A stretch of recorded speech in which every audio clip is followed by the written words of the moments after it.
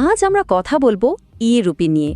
অনেকেই বলছেন এটা নাকি ভারতের ডিজিটাল মাস্টার স্ট্রোক। আসলেই কি তাই? চলুন গভীরে গিয়ে দেখা যাক। কখনো ভেবে দেখেছেন যদি এমন হয় যে আমাদের পকেটে থাকা এই যে কাগজের নোটগুলো, এগুলো একদিন চিরদিনের জন্য ইতিহাস হয়ে গেল? কেমন হবে ব্যাপারটা? এই প্রশ্নটা কিন্তু এখন আর কোনো কল্পবিজ্ঞান নয়, কারণ এই নোটগুলোর জায়গা নিতেই চলে এসেছে ই-রুপি। তো চলুন একদম গোড়া থেকে শুরু করা যাক। আসলে এই ই-রুপি জিনিসটা ঠিক কি? দেখুন, এর অফিসিয়াল নামটা বেশ গালভরা, সেন্ট্রাল ব্যাংক ডিজিটাল কারেন্সি বা সংক্ষেপে সিবিডিসি। কিন্তু সহজ কথায় বলতে গেলে এটা আমাদের চেনা ভারতীয় রুপিরই একটা ডিজিটাল রূপ। আর সবচেয়ে বড় কথা হলো এটা কোনো প্রাইভেট কোম্পানি বানাচ্ছে না, এটা জারি করছে সরাসরি রিজার্ভ ব্যাংক অফ ইন্ডিয়া, মানে আমাদের আরবিআই। তার মানে বুঝতেই পারছেন এর পেছনে আছে দেশের সবচেয়ে বড় আর্থিক প্রতিষ্ঠানের ভরসা। এখানে একটা খুব জরুরি শব্দ আছে, খেয়াল করবেন, লিগ্যাল টেন্ডার। এর মানে কি? এর মানে হলো এটা এমন একটা পেমেন্টের মাধ্যম যা আইনত কেউ ফিরিয়ে দিতে পারবে না। ভাবুন তো, আজ যেমন দোকানে গিয়ে 500 টাকার নোট দিলে কেউ নেব না বলতে পারে না, বললে সেটা বেআইনি, ঠিক সেভাবেই ভবিষ্যতে ই-রুপি দিয়ে পেমেন্ট করলে সেটাও কেউ ফিরিয়ে দিতে পারবে না। হ্যাঁ, একদম একই ব্যাপার। আর একটা বেশ মজার কনসেপ্ট আছে, ফিয়াট মানি। ধরুন আপনার ওয়ালেটে একটা 2000 টাকার নোট আছে। আচ্ছা, ওই কাগজটার দাম কত? বলতে গেলে কিছুই না, তাই না? কিন্তু ওটার ভ্যালু 2000 টাকা। কেন? কারণ সরকার গ্যারান্টি দিচ্ছে আর আমরা সবাই সেটাই বিশ্বাস করছি। এই রুপিও কিন্তু একদমই এই একই কনসেপ্টের উপর তৈরি। এর ভ্যালুটা এর ডিজিটাল ফর্মে নয়, এর ভ্যালুটা আসছে সরাসরি সরকারের গ্যারান্টি থেকে। আর হ্যাঁ, একটা খুব বড় ভুল ধারণা কিন্তু ভাঙা দরকার। অনেকেই এটাকে বিটকয়েনের মতো ক্রিপ্টোকারেন্সি ভেবে ভুল করছেন। একদমই না। এই টেবিলটা একবার দেখুন, তাহলেই ব্যাপারটা জলের মতো পরিষ্কার হয়ে যাবে। ই-রুপি কন্ট্রোল করছে আরবিআই, তাই এর দাম সবসময় 1 টাকার সমান, মানে একদম স্টেবল। অন্যদিকে ক্রিপ্টোকারেন্সি, ওটা তো প্রাইভেট, আর দামের কথা তো ছেড়েই দিন, এই মুহূর্তে আকাশে তো পরের মুহূর্তে পাতালে। হ্যাঁ, এটা ঠিক যে সিবিডিসি হয়তো ব্লকচেইনের মতো টেকনোলজি ব্যবহার করতে পারে, কিন্তু সেটা হবে একটা প্রাইভেট আর কন্ট্রোলড নেটওয়ার্ক। ক্রিপ্টোর মতো পাবলিক আর আনরেগুলেটেড নয়। আচ্ছা, ই-রুপি কি সেটা তো না হয় বোঝা গেল, কিন্তু এবার আসল প্রশ্নটায় আসা যাক। আমাদের তো দিব্যি চলছিল, হঠাৎ করে ভারতের এই ডিজিটাল ক্যাশের দরকার পড়ল কেন? এর পেছনে কিন্তু বেশ কিছু সিরিয়াস কারণ আছে। প্রথম আর সবচেয়ে সহজবোধ্য কারণটা হলো খরচ। ভাবা যায়, রিজার্ভ ব্যাংকের তথ্য বলছে প্রতি বছর নতুন নোট ছাপানো, সেগুলোকে ট্র্যাকে করে দেশের কোনায় কোনায় পৌঁছে দেওয়া, এটিএমে ভরা, আর সেগুলোকে সুরক্ষিত রাখতে খরচ হয় প্রায় 4000 কোটি টাকা। 4000 কোটি! ডিজিটাল রুপি এলে এই বিপুল পরিমাণ খরচটা কিন্তু প্রায় শূন্য হয়ে যেতে পারে। কিন্তু ব্যাপারটা শুধু টাকা বাঁচানোর মধ্যে সীমাবদ্ধ নেই, এর লক্ষ্য কিন্তু আরও অনেক বড়।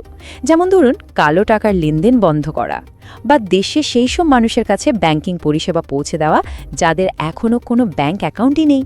পেমেন্ট সিস্টেমকে আরও ফাস্ট আর এফিশিয়েন্ট করা তো আছেই। আর সবচেয়ে ইন্টারেস্টিং ব্যাপার হলো, ইন্টারনেট কানেকশন ছাড়াও নাকি লেনদেন করা যাবে। হ্যাঁ, এটা সম্ভব একটা টোকেন বেসড সিস্টেমের মাধ্যমে। মানে আপনার ফোনে বা কোনো ডিভাইসে ডিজিটাল টোকেন সেভ করা থাকবে, যা আপনি কাছাকাছি অন্য কোনো ডিভাইসে পাঠিয়ে দিতে পারবেন কোনো ইন্টারনেট ছাড়াই।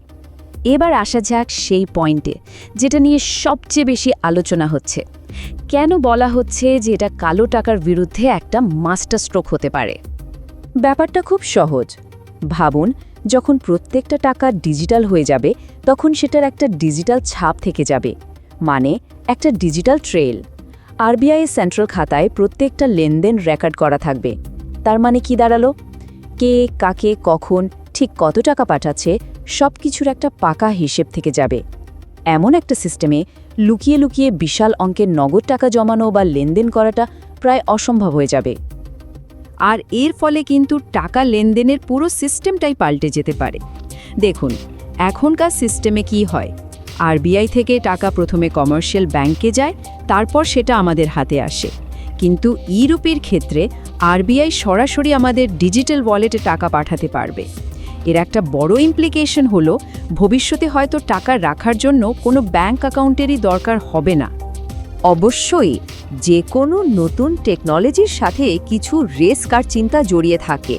তো এবার চলুন কথা বলি ডিজিটাল টাকার সেফটি নিয়ে। এটাই হয়তো সবার মনের সবচেয়ে বড় প্রশ্ন। সবচেয়ে কমন ভয়টা কি? এটাই যে, আচ্ছা, যদি আমার ফোনটা হ্যাক হয়ে যায় বা ধরুন চুরি হয়ে গেল, তাহলে কি আমার সব টাকা শেষ? দেখুন, এই ভয়টা একেবারে অমূলক নয়, কিন্তু বিষয়টাকে একটু অন্যভাবেও দেখতে হবে।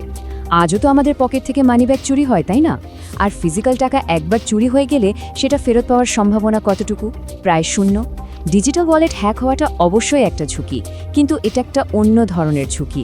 আর মজার ব্যাপার হলো, এখানে টেকনোলজির সাহায্যেই এমন সুরক্ষা ব্যবস্থা তৈরি করা সম্ভব যা আমাদের ফিজিক্যাল মানিব্যাগের চেয়ে অনেক অনেক বেশি শক্তিশালী হতে পারে। তাই সমাধানটা কিন্তু টেকনোলজিকে থামিয়ে দেওয়া নয়, সমাধান হলো টেকনোলজিকে আরও বেশি সিকিওর করা। যেমন ধরুন মাল্টি ফ্যাক্টর অথেন্টিকেশন, মানে শুধু পাসওয়ার্ড নয়, সাথে ফিঙ্গারপ্রিন্ট বা ওটিপিও লাগবে, বা লেনদেনের একটা লিমিট সেট করে দেওয়া।